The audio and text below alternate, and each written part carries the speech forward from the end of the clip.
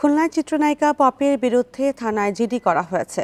মারধর ও হত্যার হুমকি উল্লেখ করে নিরাপত্তা চেয়ে জিডিটি করেছেন তারই বোন ফিরোজা বেগম খেয়ালি। পপির দাবি, পরিবারের লোকজন তার বিরুদ্ধে মিথ্যাচার করছে। প্রাথমিক তদন্তে বিষয়টিকে পারিবারিক দ্বন্দ্ব বলছে পুলিশ।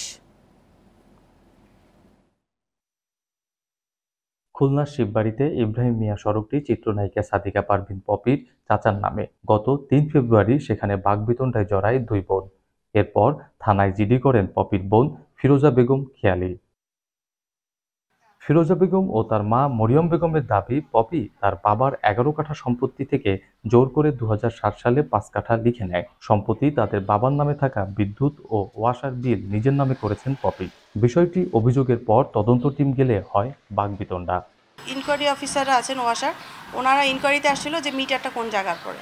তো তাদের ওই ইনকোয়ারি আসার মধ্যেই সে আমাকে রাস্তার মধ্যে সিনকেট করছে এবং আমাকে থাপ্পড় দিছে। তখন আমি যে আসলে জিডিটা করছি এবং তার স্বামীও আমাকে গেটের সামনে দাঁড়ায় হুমকি দিয়েছে। ওই ১১ কাঠা জমি, ওর পুরোটা জমিটা ওর চাই।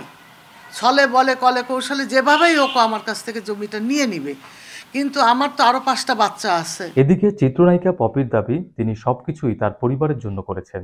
এখন সেই পরিবারের লোকজনই তার বিরুদ্ধে মিথ্যাচার করছেন। এই অভিযোগগুলো আমার মা আর বোন করছে, খুব স্ট্রংলি আমি প্রতিবাদ করলাম। এর পুরোটাই মিথ্যে, বানোয়াট এবং তাদের স্বার্থ উদ্ধার হয়নি বলে আজকে সত্য একটা জিনিসকে অসত্য বলে প্রমাণিত করার চেষ্টা করছে। জিডির বিষয়ে পুলিশ জানিয়েছে, ঘটনাস্থলে সিসিটিভি ফুটেজ বিশ্লেষণ করা হচ্ছে। তদন্ত শেষে বিস্তারিত জানা যাবে। আমরা এই ধরনের কোনো কিছুই পাই না। ওদের পারিবারিক বিষয়, মিটার পানি সংক্রান্ত নিয়ে বসছিল, অথাও বসছিল, সেখানে একটু সামান্য তর্কাতর্কি হয়েছিল, এতটুকু। এর বাইরে আমরা এখন পর্যন্ত আর বাকিটুক যে বোর্ডের থেকে অনুমোদন আসলে আমরা বাকি ডিটেলস তদন্ত করে জানা যাবে। ২০০৮ সাল থেকে পপির সাথে জমিজমা নিয়ে দ্বন্দ্ব তার পরিবারের। গত বছর তাদের বাবা মারা যাওয়ার পর তা প্রকাশ্যে আসে। অভিজিৎ পাল, ইন্ডিপেন্ডেন্ট নিউজ, খুলনা।